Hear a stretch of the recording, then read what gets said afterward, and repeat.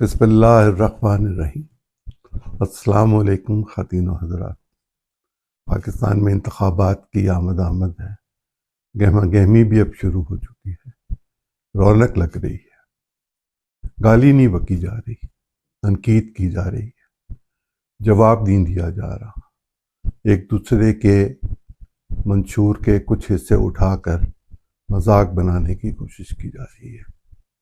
اور اب تک صرف 2 پولیٹیکل پارٹیز پاکستان کی ایسی ہیں جن کا منشور منظر عام پر آیا، باقی کچھ نکات ہیں، کچھ چھپے ہوئے کاغذ ہیں جو کسی ویب سائٹ پہ نہیں مل رہے، کسی پولیٹیکل پارٹی کے دفتر پہ نہیں مل رہے، کچھ نے منشور کی کمیٹیاں بنائیں، وہ کمیٹیاں ہی نظر نہیں آ رہی، ملی نہیں۔ کہا جا رہا ہے 26-27 جنوری تک اس کا اعلان کر دیا جائے گا، جب ہوگا تب اس پر بات کر لیں گے۔ پاکستان میں یہ 12واں جنرل الیکشن ہے۔ 1970 تک تو انتخابات جس طرح ہوا کرتے تھے وہ کبھی صدارتی تھے، کبھی مارشاء اللہ تھا، کبھی کچھ تھا، کبھی کچھ تھا۔ اس کی ڈیٹیل بھی آپ کے سامنے کسی وقت رکھوں گا کہ کیا ہو رہا تھا۔ یہ 12واں انتخاب ہے، پہلا 70 میں تھا، پھر 77 میں تھا، پھر 1985 میں ہوا، پھر 1988 میں ہوا، پھر 1990 میں ہوا، پھر 1993 میں ہوا، پھر 1997 میں ہوا، پھر 2002 میں ہوا، پھر 2008 میں ہوا، پھر 2013 میں ہوا، پھر 2018 میں ہوا، اور اب 2024 میں ہو رہا ہے، 23 میں ہونا تھا۔ ان میں دلچسپ بات یہ ہے کہ ہر دفعہ جب انتخاب ہوا تو اس بات کو یقینی سمجھا جاتا تھا کہ اگلی حکومت کس کی بنے گی۔ بڑا واضح ہوتا تھا، بہت ہی واضح ہوتا تھا، اس لیے کہ لوگوں کے پاس چوائس ہی نہیں ہوتی تھی، لمیٹڈ چوائس دی جاتی تھی، ایک جماعت کی یا ایک اتحاد کی۔ پاکستان میں جب پہلا انتخاب ہوا تو لوگ کہتے ہیں وہ بہت صاف ستھرا شفاف انتخاب تھا۔ میری رائے میں وہ جس لیگل فریم ورک آرڈر کے تحت انتخاب ہو رہا تھا وہ اس کی وائلیشن ہو رہی تھی۔ اس میں بھی سہولت کاری موجود تھی، اور بعد میں کچھ ہی دنوں بعد، کچھ ہفتوں بعد پتہ چل گیا تھا کہ پوری کی پوری مشینری ایک سائڈ پر تھی۔ ایسٹ پاکستان کی بات کر، پوری مشینری ایک سائڈ پہ تھی۔ شیخ مجیب الرحمان نے اس انتخاب میں کامیابی حاصل کی تھی، اور ان کی جماعت پورے پاکستان میں 167 نیشنل اسمبلی کی سیٹس جیتی تھی، تب 300 سیٹس ہوتی تھی۔ دوسری بڑی جماعت پاکستان پیپلز پارٹی آئی جس کی 85 سیٹس تھی۔ تیسری بڑی جماعت جو سامنے آئی وہ پاکستان مسلم لیگ قیوم گروپ کے نام سے تھی، جس کی 10 سیٹیں تھیں۔ پھر جماعت اسلامی تھی جس کی 7 سیٹس تھیں۔ پھر پی ایم ایل کونسل کی 7 سیٹیں تھیں، جماعت اسلامی کی 4 سیٹیں تھیں۔ جو دیگر پولیٹیکل پارٹیز تھیں ان کی سیٹ تھیں 24، اور 16 لوگ جب نظر آ رہی تھی ڈویژن، بہت کلیئر ڈویژن، آپ ریزلٹس آپ کے سامنے میں نے رکھ دیے، تب بھی 16 لوگ جیت گئے تھے۔ یہ ٹوٹل 313 کا ہاؤس تھا، اس میں خواتین بھی تھیں، کچھ مائنارٹی کے لوگ بھی تھے۔ جب مشرقی پاکستان الگ ہو گیا،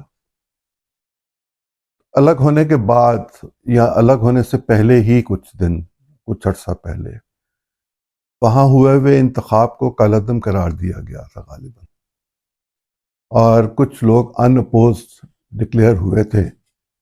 ان میں سے کوئی بھی پاکستان کی نیشنل اسمبلی میں آ کے اوتھ نہیں اٹھا سکا تھا۔ 70 کے جو اوریجنل انتخابات تھے اس میں 3 لوگ تھے غالباً جو اس وقت جیت کر سامنے آئے تھے۔ 2 نام تو مجھے اچھی طرح یاد ہیں، تیسرا بھی کہیں ہوگا میرے پاس لکھا ہوا۔ ایک تھے نور الامین صاحب، وہ پاکستان کے وائس پریزیڈنٹ بھی رہے، اور دوسرے صاحب تھے راجہ تری دیو رائے۔ راجہ تری دیو رائے کا سارا قبیلہ مشرقی پاکستان چٹگانگ کی جو ہے پہاڑیاں اس پر بہت بھلی شخصیت، کیسے پاکستانی تھے کہ وہ اپنا قبیلہ سرداری سب جائیداد وائداد چھوڑ کے ایسے یہاں آئے جیسے انڈیا سے لوگ 1947 میں پاکستان آ گئے تھے، لیکن ہم نے ان کی وہ قدر نہیں کی. ہم نے انہیں تاحیات وزیر تو بنائے رکھا، لیکن کچھ عرصہ تک تو ان کو ہم بلاتے رہے مختلف جگہوں پر، پھر ہم نے یہ چھوڑ دیا. ایک محمود علی صاحب بھی ہوتے تھے جن کو ہم نے وزیر بنائے رکھا تھا، اللہ کو پیارے ہو گئے. نور الامین صاحب باقاعدہ متمکن رہے عہدے پر. یہ لوگ بڑے لوگ تھے، لیکن پاکستان کی آبادی نے شیخ مجیب الرحمان کو ان 6 نکات پہ، جن میں یہ بھی شامل تھا کہ صوبائی خود مختاری دی جائے اور اس حد تک دی جائے کہ وہ دوسری دنیا سے یا باہر کی دنیا سے جو وہاں کے لوگ پیسے کما کر لے کر آئیں اس کے لیے اپنے ریزروز اپنے پاس رکھیں، وفاقی حکومت کو نہ دیں. یہ بھی موجود تھا کہ پیرا ملٹری فورسز صوبے کی اپنی بنائی جا سکیں گی. جانے کیا کیا اس میں موجود تھا، وہ الگ چیپٹر ہے. اس کی موجودگی میں، ان 6 نکات کی موجودگی میں انتخاب میں حصہ ہی نہیں لینے دینا چاہیے تھا، یا ان کو نہیں یہ نکات سامنے لانے چاہیے تھے. وہ 6 نکات کے ساتھ جب انتخاب جیت گئے تو اس وقت ویسٹ پاکستان میں، یہاں آج کے پاکستان میں، یہ بحث موجود تھی کہ کانسٹیٹیوشن جو بننا ہے، یہ کانسٹیٹوئنٹ اسمبلی کا الیکشن تھا. یہ قومی اسمبلی کا الیکشن اس طرح نہیں تھا کہ یہاں سے قائد ایوان منتخب ہوگا اور پاکستان میں پھر حکومت وہ قائد ایوان لے کر بنائے گا.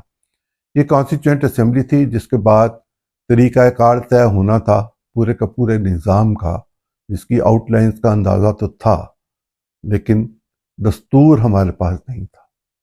دستور بنانے کے لیے، اور دستور غالباً اس کو 120 دن میں بنانا تھا. 7 اور 10 دسمبر کو انتخاب ہوا اور یہ دستور نہیں بن سکا.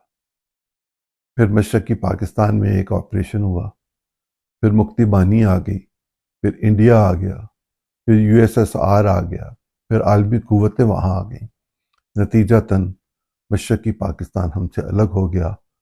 ہم بیچارے امریکی بیڑے کا انتظار کرتے رہے، اور امریکہ ہمیں PL 480 کے تحت گندم کی تھوڑی سی فراہمی کر کے ہم پر احسان کرتا رہا. اب تک ہم اس کے احسان کا بدلہ نہیں دے سکے، جبکہ ہم اس کے کہنے پر ہمیشہ مشکلات کا شکار ہوئے. جب کبھی ہمیں مشکل پڑی تو دیگر لوگوں نے اور دیگر ملکوں نے ہماری مدد کی. امریکہ سرکار بہادر نے ہمیں کہا اللہ آپ کا حافظ و نافذ. ان انتخابات میں جو 70 میں ہوئے، جن جماعتوں نے حصہ لیا، میں کوشش کروں گا کہ میرے پاس جو نام ہے میں آپ کے سامنے رکھ سکوں. یہ غالباً 34-24 جماعتیں تھیں.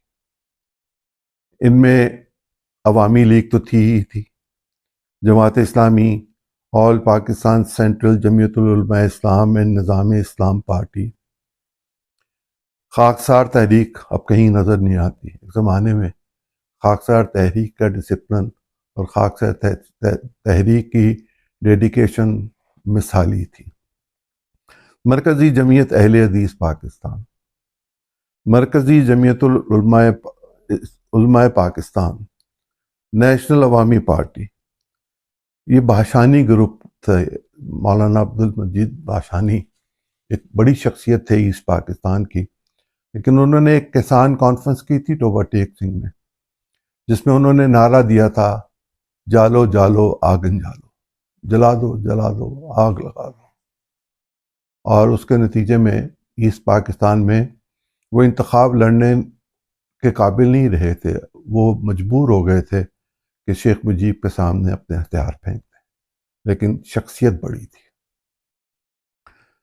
پاکستان نیشنل عوامی پارٹی، ولی خان صاحب کی پارٹی جو آج کل بھی موجود ہے، ان کا پوتا یہ کر رہا ہے. پاکستان ڈیموکریٹک پارٹی، پاکستان مسیح league, Pakistan convention league, Pakistan council league, Pakistan Qayyum league, Pakistan national league, اس کا نشان حل ہوا کرتا تھا جو بعد میں پی این اے کا نشان بنا. Pakistan national League, Pakistan Peoples Party. یہ آپ کو سن کے حیرانگی ہوگی، اور میرے لیے بھی جب میں یہ دیکھ رہا تھا چیزیں تو میرے اپنے لیے بھی یہ پہلی دفعہ بات سمجھ میں آئی اور میرے سامنے آئی کہ آباد کار کا لفظ تو میں نے سن رکھا ہوا تھا اپنے بچپن میں. وہ لوگ جو انڈیا سے آئے تھے وہ آباد کار بنے، لیکن وہ اس سوسائٹی کا حصہ ہو گئے، اور وہ شاید ان لوگوں سے زیادہ بہتر پاکستانی ہیں جو اس وقت ویسٹ پاکستان میں رہ کے پاکستان کی مخالفت کرنا چاہتے تھے. یہ تھا سندھ، کراچی، مہاجر، پنجابی، پختون، متحدہ محاذ.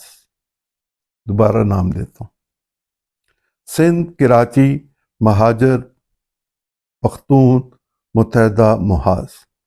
ایک تھی سندھ یونائٹڈ پارٹی، ایک تھی جتیا گنگا مکتی دل، کرشک سرامک پارٹی، پاکستان نیشنل کانگریس. یہ شاید انڈین نیشنل کانگریس سے ہم زیادہ متاثر تھے اس وقت. ایک اور پارٹی تھی اسلامی گونو تری تری دل، گائے اس کا نشان تھا، IGD کے نام سے جانی جاتی تھی. پھر تھی ایک جماعت اعلیٰ مجاہدین، اور ایک تھی بلوچستان فرنٹ، کرسی نشان تھا ان کا. اس الیکشن میں 70 کے الیکشن میں 5,69,40,000 سے زائد ووٹر پاکستان میں رجسٹرڈ تھے. 59.8% ووٹ پول ہوا تھا. مشرقی پاکستان میں جو ٹرن آؤٹ تھا وہ تھا 3,40,92,340 غالباً. یہ ٹوٹل نہیں ہے، یہ پورا پاکستان میں اتنا ووٹ پول ہوا تھا. سوری میں نے غلط کہہ دیا مشرقی پاکستان کا. مشرقی پاکستان کا جو ووٹ تھا میں اس پہ آپ پہ عرض کرتا ہوں. مشرقی پاکستان میں 3,12,10,000 ووٹ رجسٹرڈ تھے. 1,77,63,997 ووٹ پول ہوئے. 56.9% پولنگ ہوئی وہاں.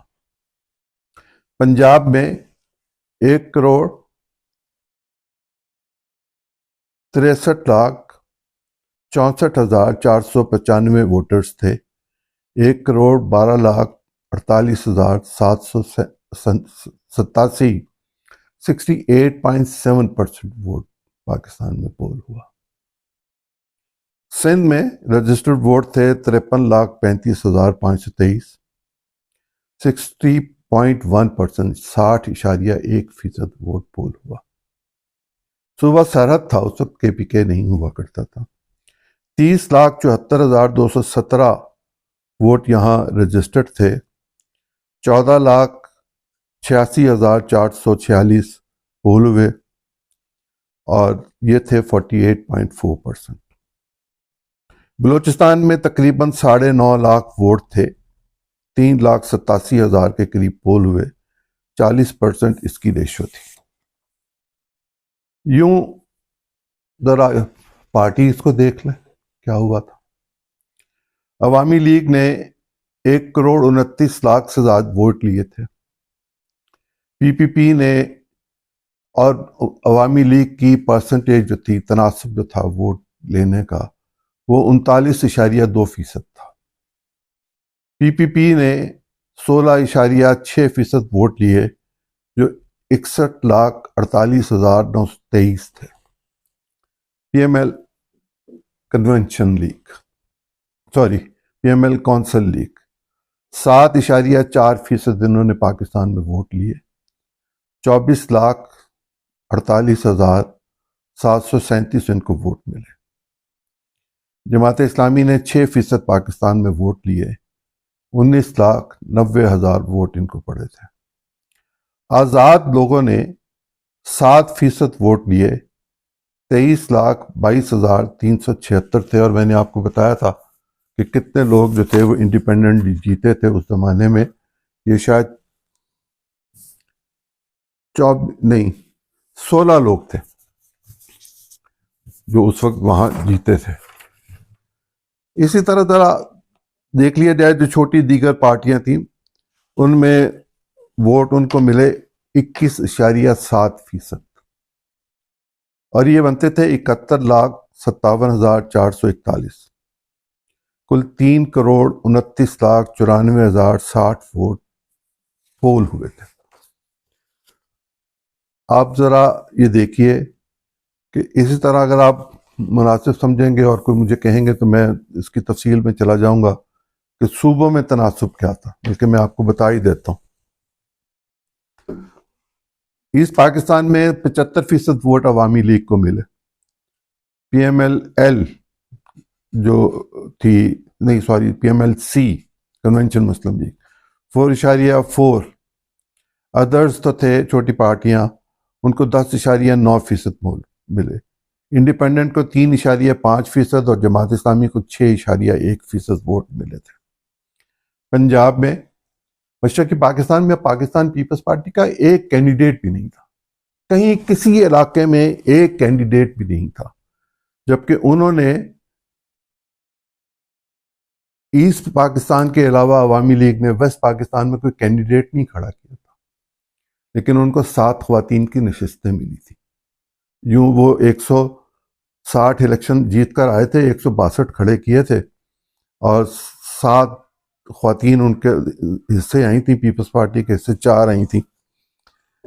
پیپلز پارٹی کو پنجاب میں 41.7% ووٹ ملے، کونسل مسلم لیگ کو 12.7، قیوم لیگ کو 5.4، آزاد لوگوں کو 11.7% ووٹ، اور جو دوسری پارٹیاں تھیں، دیگر پارٹیاں انکلوڈنگ جماعت اسلامی، 28.6%۔ سندھ میں پیپلز پارٹی کو 44.9% ووٹ پڑے، قیوم لیگ کو 10.7%، انڈیپینڈنٹ کو 11.1%، دیگر پارٹیز کو 22.0%، جماعت اسلامی کو 10.3%۔ صوبہ سرحد میں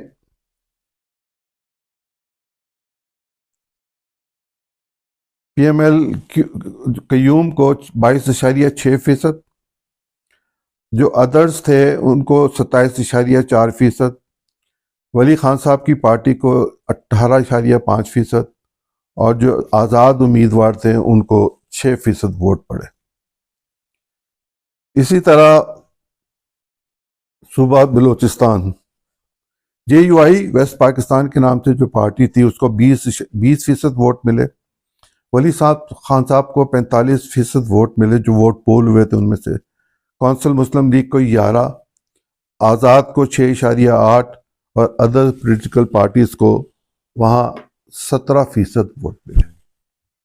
میں نے پچھلے پروگرام میں آپ کے سامنے پچھلے 3 انتخابات کے بارے میں بات کی تھی، اور آج میں آپ کے پاس جو پروگرام لے کر آیا ہوں، اس میں 1970 کے انتخاب کو آپ کے ساتھ اپنی رائے دینا چاہتا ہوں۔ میری رائے تو یہ ہے کہ 70 کا انتخاب بھی غیر جانبدار نہیں تھا، منصفانہ نہیں تھا، آزاد بہت تھا، ضرورت سے زیادہ ہی آزاد تھا۔ ایسے میں نہ بہت آزادی دی جانی چاہیے تھی، نہ جانبداری کا تقاضا جو ہے وہ سامنے آنا چاہیے تھا، یا جانبداری حاصل کرنی چاہیے تھی، جو کہ وہاں کی پوری مشینری ان کے ساتھ لگی ہوئی تھی۔ اور شفافیت کا عالم یہ ہے کہ اس انتخاب کو، جس کو ہم شفاف کہتے ہیں، اس کے نتیجے میں پاکستان ٹوٹ گیا، اور پاکستان کوئی ایسے ہی نہیں ٹوٹ گیا تھا۔ میرے خیال میں، میری معلومات کے مطابق، ہمارے ایک فارن سیکریٹری تھے سلطان صاحب، ان کی ایک کتاب ہے چمن پہ کیا گزری۔ وہ لوگ جو تاریخ کو جاننا چاہتے ہیں، انہیں چاہیے کہ وہ اس کتاب کو ضرور پڑھیں۔ وہ بھٹو صاحب کے ساتھ بھی فارن سیکریٹری رہے، اور یحییٰ خان صاحب کے ساتھ بھی فارن سیکریٹری رہے، طویل عرصہ فارن سیکریٹری رہے، اور ان کی گفتگو جو گومیکو کے ساتھ ہوئی، روس کے وزیر خارجہ کے ساتھ، وہ انہوں نے پوری کی پوری گفتگو چھاپ دی ہوئی ہے، چونکہ وہ شاید اب کلاسیفائڈ ڈاکومنٹس میں نہیں آتی وقت گزر گیا ہوا کلاسیفیکیشن کا جو ٹائم ہوتا ہے. اس کے بعد سمجھ آ جاتی ہے بات کہ کیوں اندرا یہ سب کام کر رہی تھی، کیوں امریکہ خاموش تھا، کیوں چین ہمارا ساتھ اس طرح نہیں دے سکا جس طرح ہم توقع کر رہے تھے یا اس کو دینا چاہیے تھا. دینا تو ان کو اپنی ضرورتوں کے تحت تھا. انہوں نے ہم پر صورتحال واضح کر دی ہوئی تھی سلطان صاحب کے بقول، پوری طرح بتا دیا تھا کہ کیا ہو رہا ہے، کیا ہوگا، کیسے ہوگا، کیوں ہوگا، آپ کیا کر سکتے ہیں، کیا نہیں کر سکتے. جو بچا سکتے تھے وہ ہم نے بچا لیا. ہم نے ویسٹ پاکستان کو بچا کے نیا پاکستان بنا لیا. پھر نئے پاکستان کو ایک دفعہ دوبارہ ہم نے نیا پاکستان بنایا. تو جس نے پاکستان کو توڑا وہ وہاں کی اسٹیبلشمنٹ کے ہاتھوں قتل ہوا. جو یہاں جیتا وہ اسٹیبلشمنٹ کے ذریعے پھانسی چڑھ گیا. جس نے پھر نیا پاکستان بنانے کی کوشش کی وہ جیل میں ہے. اب نیا انتخاب ہونے جا رہا ہے، اور جس نے پاکستان میں ووٹ کو عزت دینے کی بات کی تھی اس نے جیل بھی کاٹی، جلا وطنی بھی کاٹی. پاکستان کا ہر انتخاب ایک نئے تجربے سے ہمیں روشناس کراتا ہے. ہمیں تو روشناس ہونا چاہیے اپنے بچوں کے مستقبل سے، بہتر روشن مستقبل سے، تعلیم سے، صحت سے، بنیادی ضرورتوں سے. ہمارے پاس تو پینے کا پانی نہیں ہے.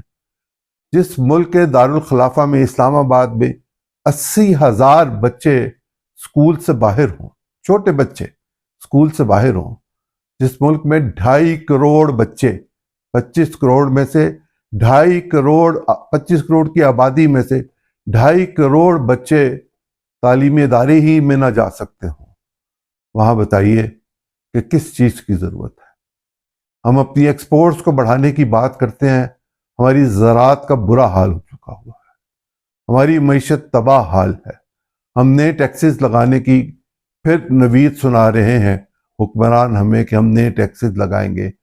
ہم معاشی طور پر قید ہیں. ہمیں تو خود مختاری چاہیے. ہم نے تو آزاد وطن میں رہنے کے لیے ہمارے بزرگوں نے کوشش کی تھی، جدوجہد کی تھی، زندگیاں دی تھی، کٹ گئے تھے، مر گئے تھے، کچھ وہاں رہ گئے، کچھ یہاں آ گئے، بٹوارا ہو گیا، ایسے جیسے جسموں کو کاٹ کے پھینک دیا جائے.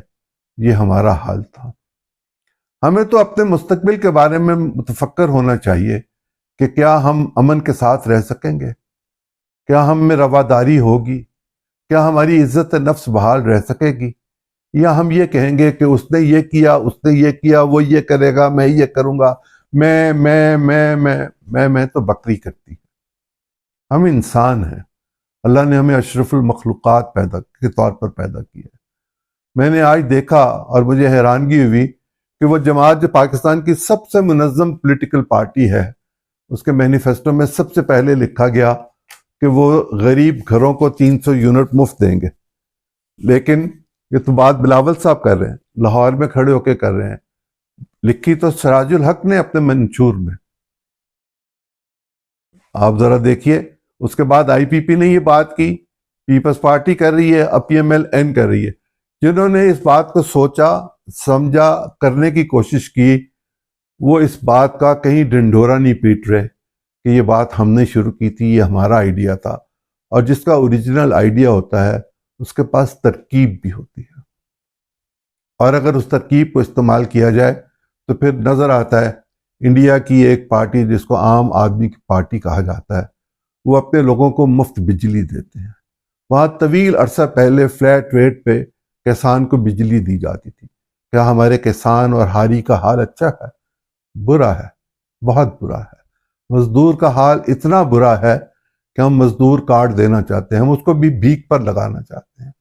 قومیں بھیک مانگنے اور بھیک دینے سے نہیں بنتی. قومیں چلتی ہیں اپنے عزم سے، اپنے عمل سے، اپنے کردار سے اور اپنے طور طریقوں سے. ہم تو اپنے رہن سہن کو بھی اپنا نہیں رہنے دینا چاہتے. ہم تو تہذیبی جنگ میں بھی پتہ نہیں کہاں جا کے کھڑے ہو گئے ہیں. ہماری کوئی تہذیب ہے کہ نہیں؟ ہم کسی تمدن کو مانتے ہیں کہ نہیں مانتے؟ ہم بھیک پر زندگی گزاریں گے؟ ہمیں یہ کوشش کرنی چاہیے کہ ووٹ دینے سے پہلے اس بات کا فیصلہ کریں کہ کون ہے جو خود ایماندار ہے اور وہ ہمیں بھی ایمانداری کے ساتھ زندگی گزارنے کے طریقے بتائے گا، اور ہمیں کون گداگری سے بچائے گا۔ ہمارے پاس تو اب وہ گداگری کا پیالہ بھی نہیں ہے، ہمارا بال بال مقروض ہے۔ میں نے پرسوں بھی آپ کے سامنے یہ بات رکھی تھی کہ ہم من حیث القوم سب مقروض ہیں، کیا بڑا کیا چھوٹا، کیا ابھی بچہ جو پیدا ہوا جس وقت کی میں بات آپ سے کر رہا ہوں وہ بھی مقروض بچہ پیدا ہوا ہے۔ تو جو لوگ مقروض ہوتے ہیں وہ خود مختار نہیں ہوتے۔ ہمیں اپنی خود مختاری کو برقرار رکھنے کے لیے کوشش کرنی چاہیے۔ میں کل آپ کے ساتھ گفتگو کروں گا 1977 کے انتخابات، اس کے نتائج کو ماننے نہ ماننے، احتجاجی تحریک اور مارشاء اللہ کے لگنے پر، لیکن یہ یاد رکھیے گا کہ میں کل پھر حاضر ہوں گا، اور اسی طرح پرسوں پھر حاضر ہوں گا، پھر 1985 کے انتخابات پہ بات کروں گا۔ یہ 11 دن میں ان انتخابات کے حوالے سے جو 11 اسمبلیوں کے تھے ان پر بات کروں گا، اور آخر میں چیزوں کو سمیٹنے کی کوشش کروں گا کہ ہمیں کرنا کیا چاہیے، ہمارا لائحہ عمل کیا ہونا چاہیے، اور تب تک صورتحال بالکل واضح ہو چکی ہوگی، کم از کم مجھ جیسے ایک ان پڑھ آدمی کے لیے بہت واضح ہو چکی ہوگی کہ مجھے نظر آ جائے گا کہ پاکستان میں اگلی حکومت کس طرح کی بنے گی، اور وہ حکومت کیا کر سکے گی جو سیاسی جماعت یہ فیصلہ نہیں کر سکی کہ وہ اکیلی حکمران ہوگی یا مل کر حکومت بنائیں گے۔ وہ جن لوگوں نے 52-51 سیٹوں پر اپنے لوگ ہی کھڑے نہیں کیے، ان کو یہ سوچنا چاہیے کہ اگر تحریک لبیک کو اور جماعت اسلامی کو تمام سیٹوں پر یا کم از کم ان سے زیادہ سیٹوں پر امیدوار مل گئے ہیں، تو کس پاپولیرٹی کی بنیاد پر اللہ کس کو نوازے گا اور کس کو نہیں نوازے گا۔ اللہ تو ہمارا خالق اور مالک ہے، وہ ہم سب کو نوازتا ہے، اسی کی مہربانی سے ہم زندہ ہیں، اور جس قدر بھی آزاد ہیں یہ اس کا شکر ہے کہ ابھی ہم پوری طرح قید نہیں ہوئے، غلام نہیں ہوئے، چینز میں نہیں کسے گئے۔ وہ دور یاد کیجئے جب انسانوں کو خرید کر غلام بنایا جاتا تھا، اب ملک کو خرید کر غلام بنا لیا گیا ہوا۔ اللہ تعالی ہم پہ رحم کرے، اللہ ہمارا حامی و ناصر ہو، اللہ آپ کا بھی حامی و ناصر ہو۔